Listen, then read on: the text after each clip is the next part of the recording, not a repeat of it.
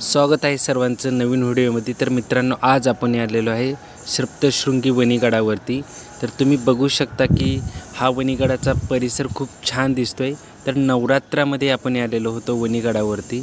तर खूप छान प्रकारचा हा दृश्य आहे। तर ज्यावेळेस आपण वणीगडावरती निघालो त्यावेळेस वणीगडावरती जाताना फक्त आणि फक्त बस गाड्या होत्या, ह्याच फक्त वरती सोडत होते, कारण का खूप गर्दी असल्यामुळे सर्व गाड्या गडावरती जाऊन देत नव्हते। तर तुम्ही व्हिडिओमध्ये बघू शकता, यासाठीच ही व्हिडिओ बनवलेला आहे।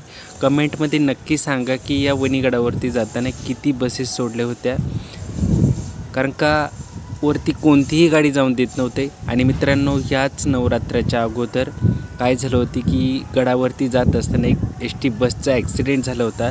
तर त्या गाडीमध्ये खूप प्रवासी होते, बऱ्याच लोकांना मार लागलेला होता ॲक्सिडेंटमुळे, त्यामुळे बाकीच्या गाड्यावरती जाऊन दिल्या नव्हत्या। आता तुम्ही बाजूला बघू शकता ही गाडी ब्रेकडाऊन झालेली आहे, त्याच्यामुळे ती तिथे साईडला उभी केलेली आहे ती।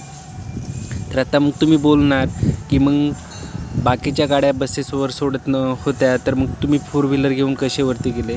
तर मित्रांनो, जे काही VIP लोकं असतात ती फक्त त्यांच्यासाठीच त्या गाड्या सोडल्या जातात ती। आणि तुम्ही सर्वत्र जरी बघितले तर फक्त तुम्हाला लाल पऱ्याच दिसतील। इथे साईडलाच तुम्ही बघू शकता की मेडिकल एमर्जन्सीसाठी इथे ॲम्ब्युलन्स उभी होती, की जेणेकरून कुणाला काही जर झालं तर तिथे त्याची ट्रीटमेंट करता येईल। आणि ही समोर जी बस चाललेली आहे मित्रांनो, ही आहे संगमनेर डेपोची बस आहे। आम्ही पण पुण्यावरूनच आलेलो आहे, तर ही बस आमच्यासोबतच आलेली आहे संगमनेरपासून। आमच्या समोरच ही बस होती।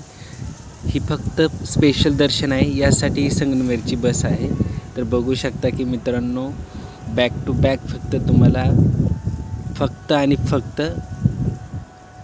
एस-टी बसेसच दिसतील।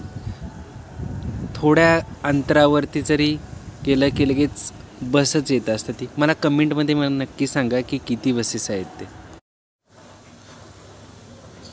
कारण का पूर्णपणे घाट सेक्शन असल्यामुळे सर्व बसेस सोडल्या होत्या। आणि मित्रांनो, वरती अजूनही यापेक्षा गडावरती गेल्याच्या नंतरनं जर तुम्ही पुढचा व्हिडिओ जर बघितला तर तुम्हाला खूप गर्दी दिसेल। तर कमेंटमध्ये नक्की सांगा की कोण सप्तशृंगी गडावरती पाठीमागची जी काही नवरात्र होती या नवरात्रामध्ये गेलं होतं।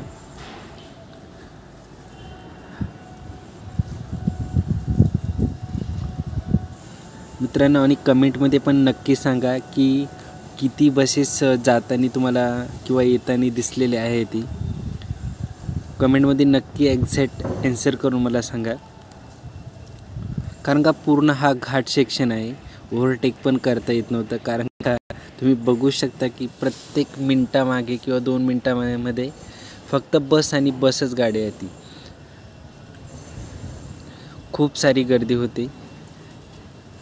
आणि विशेष म्हणजे रस्ता खूप छान आहे बघा।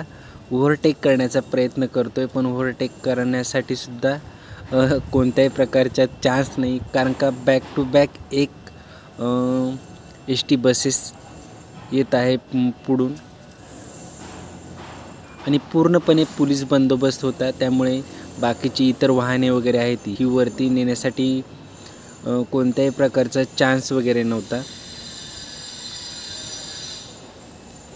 आत्ता आपण जवळजवळ घाट माथ्यावरती आलेलो आहे। आणि वरचा जो डोंगरचा परिसर आहे हा पूर्णपणे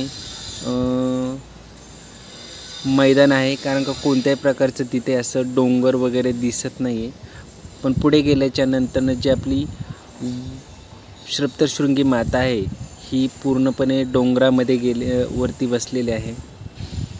मित्रांनो, बघू शकता की इथे ही नवीन एस-टी बसेस आहे। ह्या दोन्ही गाड्यांनी ह्या गाडीला ओव्हरटेक केलेला आहे। आम्ही खूप प्रयत्न करत होतो गाडी ओव्हरटेक करण्याचा, पण ओव्हरटेक करायला जमलेलं नाही, कारण का तुम्ही बघू शकता की पूर्णपणे एस-टी बसेसच वरती सोडलेले आहेत। बघूया किती जण कमेंटमध्ये सांगता येते एक्झॅक्ट आन्सर की किती एस-टी बसेस वरून येताना खाली दिसलेले आहे ती। मित्रांनो, हा जो तुम्ही समोरचा जो डोंगर बघितला हा सप्तशृंगी मातेचाच आहे। थोड्याच अंतर राहिलेलं आहे आपल्याला फक्त तिथपर्यंत पोहोचण्यासाठी।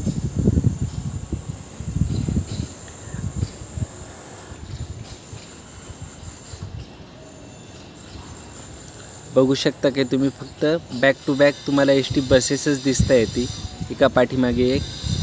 ओव्हरटेक करण्याला सुद्धा चान्सेस नाही कोणत्याही प्रकारचा. आता थोडं अंतर राहिलेलं आहे. हे पुढे तुम्ही बघू शकता की इथं पूर्णपणे ज्या एस टी बसेस आहेत यांची पार्किंग वगैरे आहे तिथे.